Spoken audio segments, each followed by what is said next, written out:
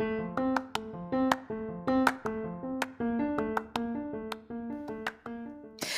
there, and welcome to the daily podcast where wisdom smacks us with kisses or love taps. I'm MichelleSpiva, a wisdom strengthening coach, your host, and practical priestess of wisdom. Mwah. Join us daily to gain wisdom and mental strength as we tackle innovative thinking, address emotional and behavioral life traps, and yes, provide you with some practical how to's to wrap it all up. So settle in or crank up the speed 2x, whatever gets your mental processes firing as we dive in. Stay tuned.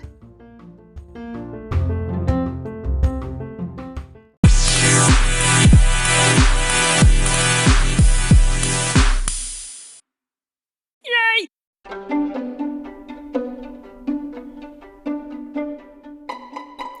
So what if they didn't pick your project? You can get it again. You just have to keep going. But I'm so tired of not winning. You know what? You got to stop moping and you got to start learning how to plot your own come up. Come up? You know what they say now, glow up. Oh. Hey, this is MichelleSpiva, your practical priestess of wisdom, and I want to welcome you to today's podcast of Wisdom Smack. Mwah. Join me on the flip as we talk about how to plot your glow up. I'll see you on the flip.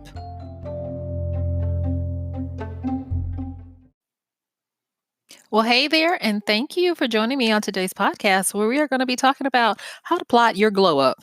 Now, glow up is a slang term, if you will, for plotting your ability to shine, to prove people wrong, or to regain your reputation.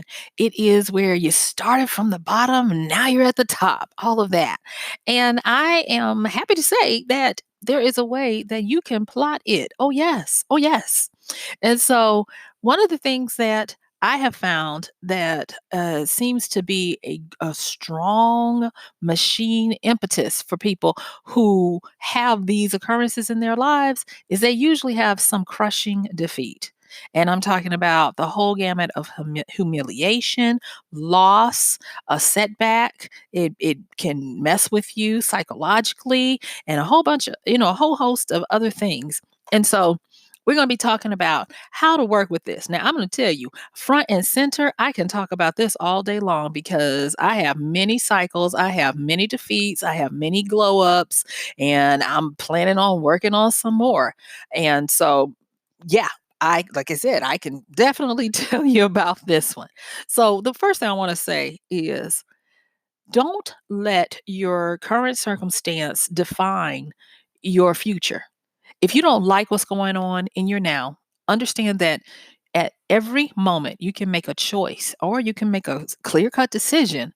And everything that you do from that moment dictates how your future will happen.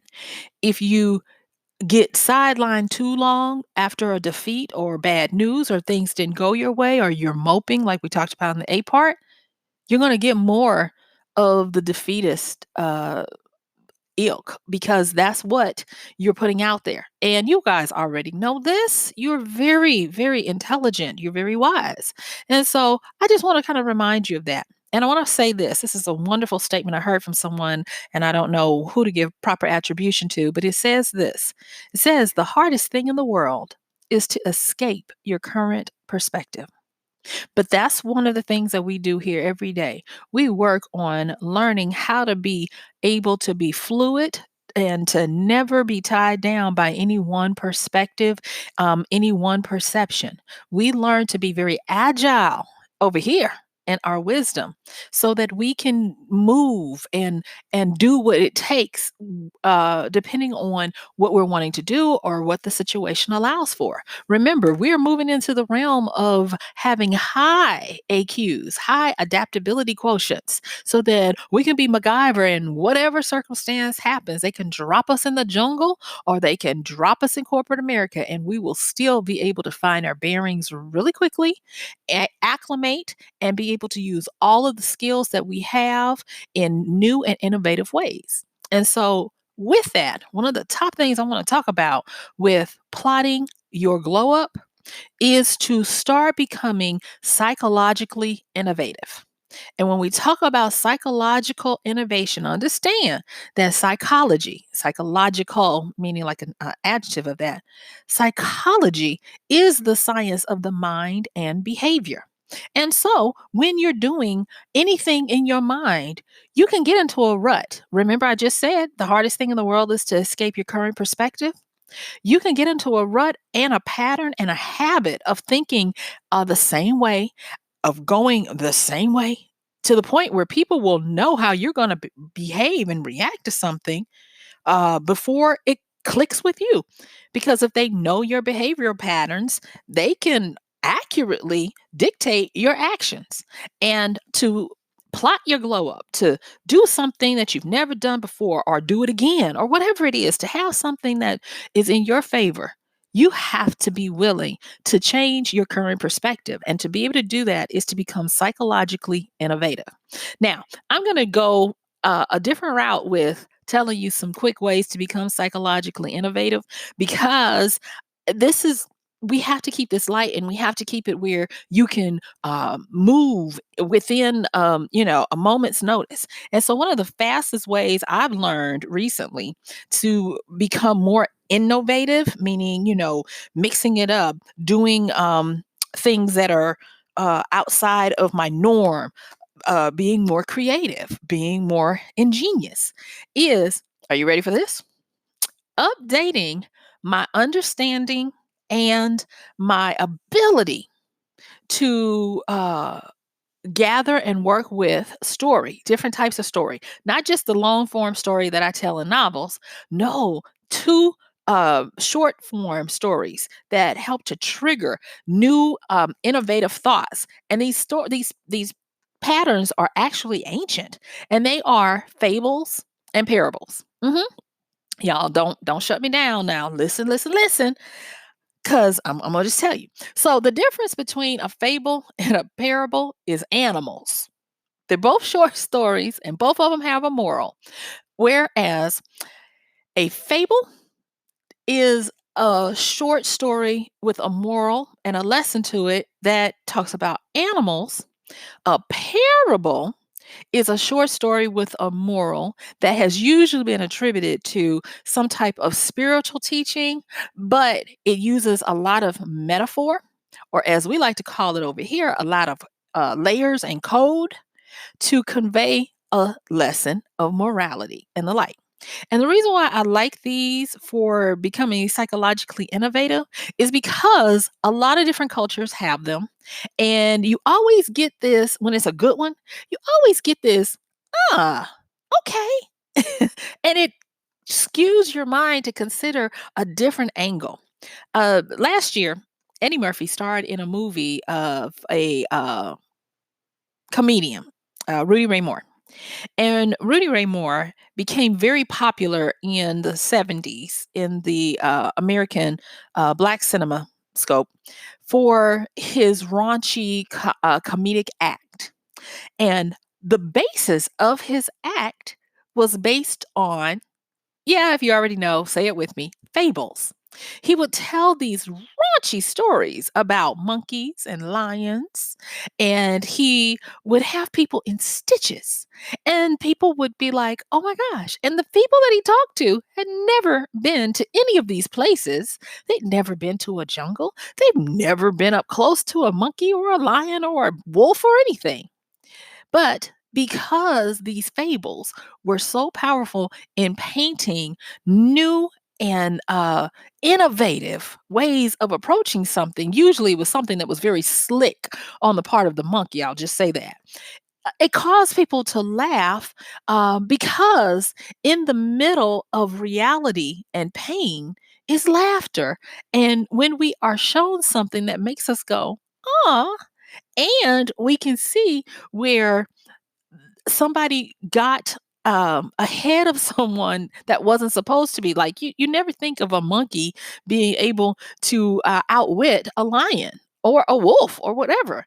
But the monkey was so shrewd that Rudy Ray Moore was able to build an entire career off of telling fables.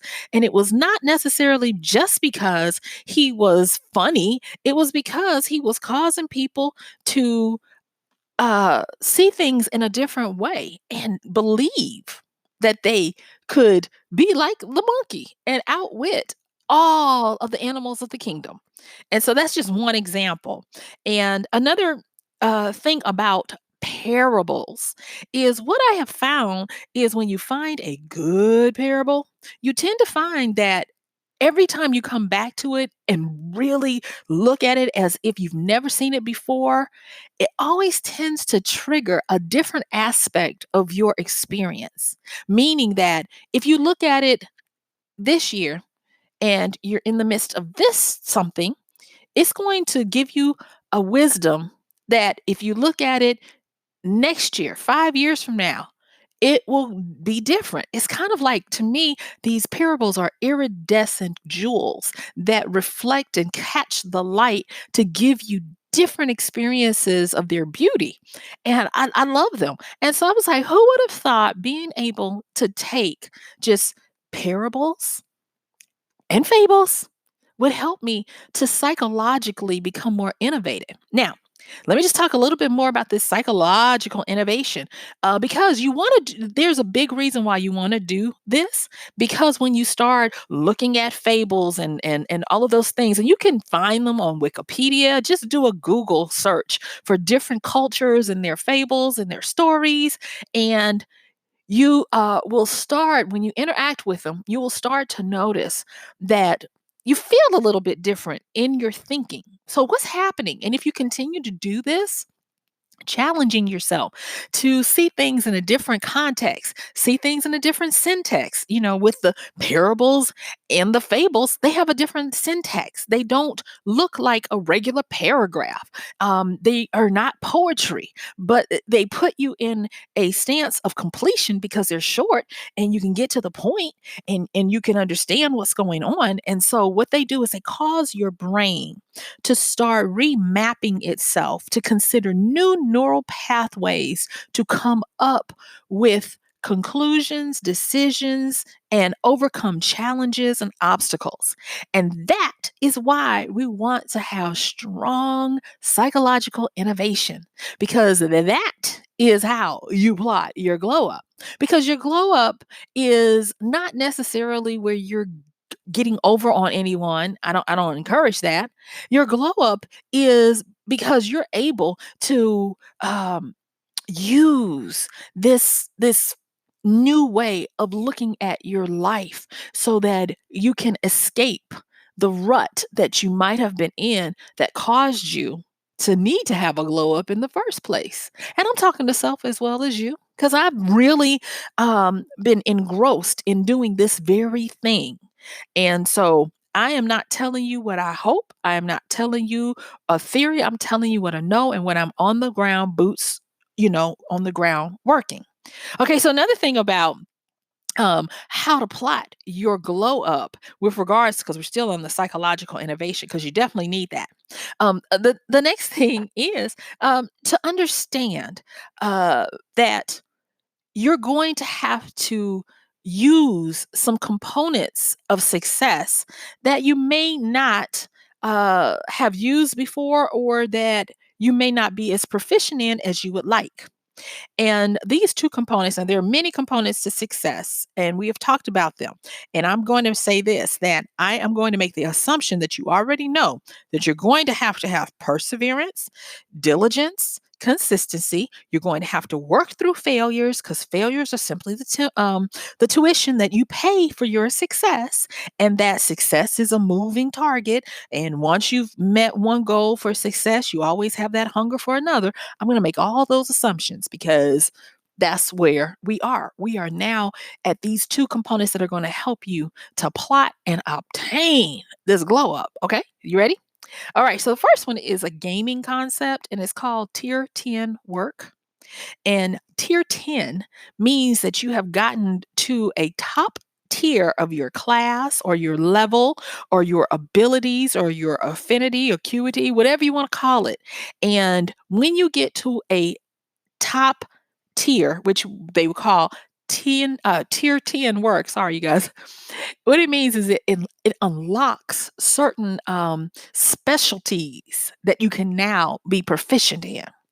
And in plotting your glow up, you have to do and put in some tier 10 work. You have to get to the point where you can operate and work in the zone. Mihai Csikszentmihalyi's flow, understanding of being in the flow and understanding how to keep yourself in that trance like state to produce high level, high detailed, highly specific, expert level knowledge and understanding of a task is what it's going to take. And so you're going to have to get to that top tier uh, to be able to activate that. Now, how do you get to that top tier? You start by committing to the bit every day. Start consciously focusing. Yeah, consciously focusing. I'm sorry, you guys, I'm looking at my notes. Start understanding that it is going to take focus, it is going to take concentration, and it's going to take, this is the next one, willpower. Now, willpower gets a bad rap, and I've even given it a bad rap. And we have gone back and forth in the psychological community about willpower. Um, there came a time recently where they were like, there's only a certain amount of willpower. And then when you exhaust it, it's gone. But now they've come back and said that's not true. And their willpower is inexhaustible. And so, whatever side of the fence you're on that, just understand this, that with your willpower, you're going to continue to work with yourself to become a power in your life. And what I mean by that, I am not saying that your willpower should be enacted on what you do. Your willpower should be enacted on your belief in yourself, your belief that you can fulfill what it is you're trying to do, and your belief in your value. And when I started looking at willpower in that way, oh, some things started to change. And the reason why they started to change is because willpower, when it's working on your belief systems, on the value that you hold for yourself and your work, and for the fulfillment of what it is you're trying to do, you start to future cast your cause of why you're doing this. You start to get really strong on your message to yourself. I do this because, and you start to be able to have these strong power statements. We've talked about manifesting things through your manifesto, your power statement, and the like, the I am, I do, I have, those kind of things on previous podcasts. And with this willpower, putting the focus on that you have a will to be, you have a will to live, you have a will to survive, you have a will to create, you have a will to win. It becomes a joy instead of a drudgery to activate willpower. Willpower actually becomes your cheerleader. Willpower starts to bat down the inner critic. I was talking to someone the other day, and we were talking about our inner critics. And the person I was talking to, she was like, my inner critic is just so bad. I just try to ignore her." I say, I don't ignore my inner critic. I just shoot him with willpower. I'm like, you want to talk again? Pop, you shot. And I just put willpower in there. It's like, you will not outlast me. You will not defeat me. You will not um, try to doom me out of this. You won't talk me out of it. And it is because of understanding that as part of the success, there are certain hurdles we're going to have to overcome, and they are mountains in our minds that tell us we can't do this. Who do you think you are? Imposter syndrome deluxe, supreme, if you will. And there is a battlefield in the mind of trying to do what it is that you're trying to do. Say, for instance, you need this, the buck stops here, and I have a situation like that right now myself. Buck stops here, and you have to get something done. There is no um, defeat. You can't, and your inner critic is not going to take a day off. Sure isn't. But what you can do is when you start to question, is this the best route to go? Will this be received? Will people like it? Will people be okay with it? Will I be able to, win this project or whatever it is you're working on? Using your willpower to fulfill your belief system and fulfill the idea that you can do it and to strengthen your sense of value in yourself does amazing work. And that gets me back to the whole idea of why I started looking at fables and parables because of this willpower and needing to change my belief system. And I'm just going to let you know something. Remember when I started at the top and I said the hardest thing in the world, well, somebody said it and I'm just reiterating it. The hardest thing in the world is to escape your current perspective. What I have found is it's the hardest thing in the world to escape if you don't have a better story. And when you start becoming psychologically innovative, you start getting your willpower to buffer you, and you start demanding yourself to work on tier 10 work level, top tier, to unlock focus, to unlock concentration, and to unlock not only these things, but the efficiency of what to do in the time allotted to get the most done. You start to realize that your belief system is affected by story. And a lot of marketers, a lot of very smart people who I have been blessed to learn from, they will tell you if you ever want anybody to do something, you must first activate that belief that they can do it. And the main way, I'm not going to say the only because we don't this is not exhaustive and we don't know everything. But the main way to get someone to update, upgrade or even change their belief is, you guessed it, through story. And so think about these fables and these parables and think about the fact that they are ancient. A lot of them are very ancient. And think about the fact that no matter through the years thus far, no matter what you can say about the actual content, they managed to survive and they managed to thrive and continue to inspire people around the world from different cultures. I mean, just even they make you laugh out loud. Like one of the fables about sour grapes. Just, the fact that since he couldn't reach the grapes, he's like, well, those grapes were probably sour anyway. And just getting that laughter and looking at where the origin story of sour grapes came from is an amazing thing, and it starts to get into your spirit and your soul and your mind. And like I said, your mind starts to have the ability to have new pathways to derive at a conclusion of something. There was another saying that was very popular when I was, especially in school and trying to do all the things that I needed to while I was in school, and it was a very tough time. And I remember not people, but a certain person telling me that you use the resources you have at the time you have them, like everybody else.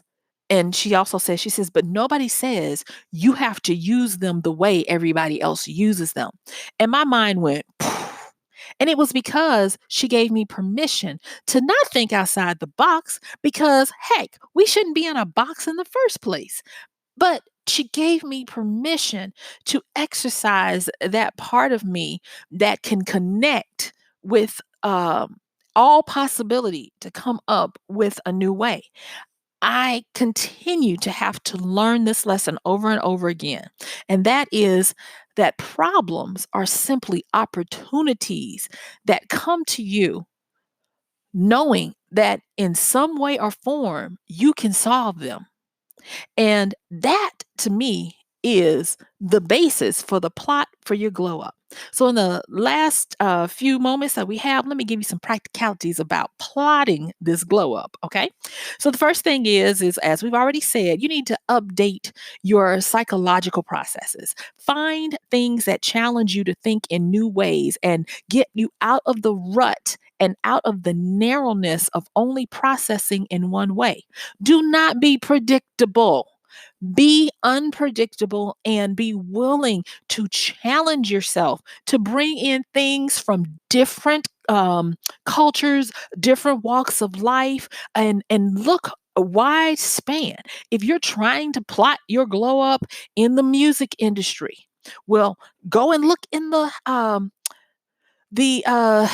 let's think accounting and see if something works there, or look in um building houses and look and see if there's something there that can apply. You will be amazed at how your brain is made for this. Your brain is made to become a great synthesizer, to give you innovative, creative, and effective ways to approach problems that you might not have ever considered if you didn't take the time to just challenge yourself to consider things that make you go, huh?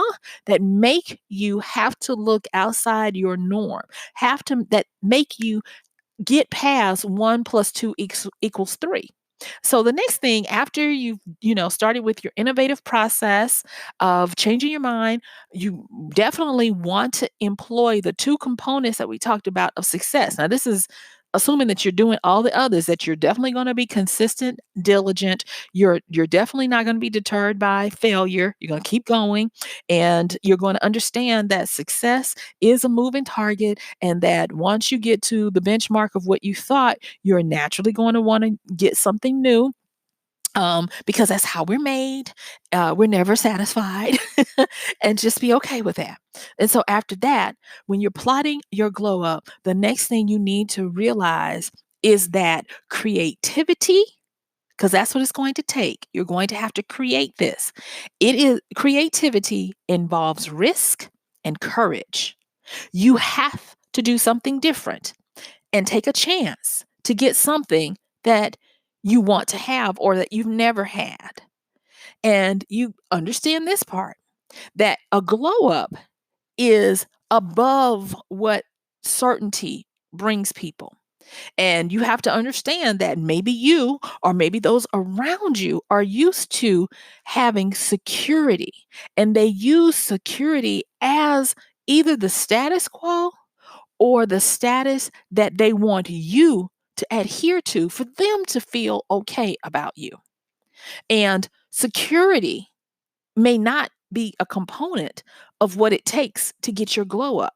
You may have to indulge in a whole bunch of creativity that's going to cast you into risk. It's going to require your great courage, and it's going to make it seem like to everyone else that you have no security in your plans, in where you're going to end up or whatever. And be ready for that, because that's part of it.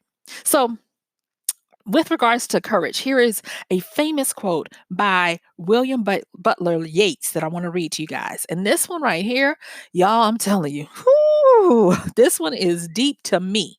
And it says, it takes more courage for us to dig deep into our soul than for a soldier to fight on the battlefield. I'm going to say that again. It takes more courage for us to dig deep into our soul than for a soldier to fight on the battlefield. And that's by William Butler Yeats. And remember when I was talking about this willpower and having it buffer your belief system, having it make sure that you understand that you are going to fulfill this goal, and that you do have a great sense of value, and dealing with those deficiencies that will come by way of the inner critic. It will take courage.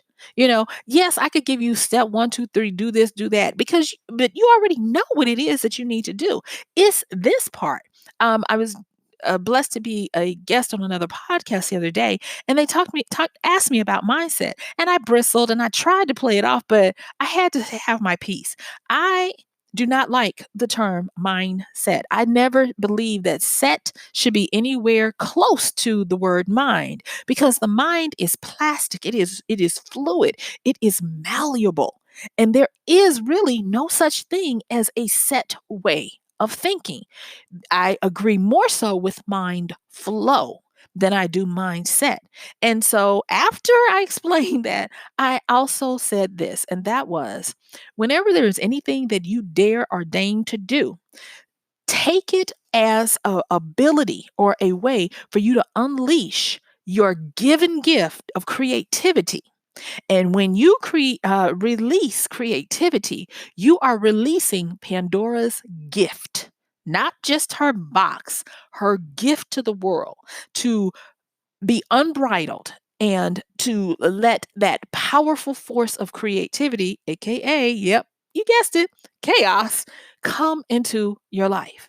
And so understanding that is going to help you to plot a glow up and stick to the steps of the plot that is going to get you to the promised land of where you're trying to be. So, guess what, y'all? Yep, my time really is up. And I do want to thank you for yours. This has been Michelle Spiva, your practical priestess of wisdom, with another podcast of Wisdom Smack. Mwah. Don't forget to check the show notes and consider supporting the show by liking, sharing, commenting. And you can also support us by using our PayPal link, our Venmo, and Cash App link. And thank you for those people who keep and Patreon. Thank you for those people who keep reminding me that I don't mention that at the end, but they are in the show notes. And I appreciate you so much. And y'all know what? I love you, love you, love you. It is always a privilege to serve you with wisdom. So I want you to go out and plot your glow up. Start by changing your mind and updating the way of thinking. And guess what? I'll see you tomorrow. Bye.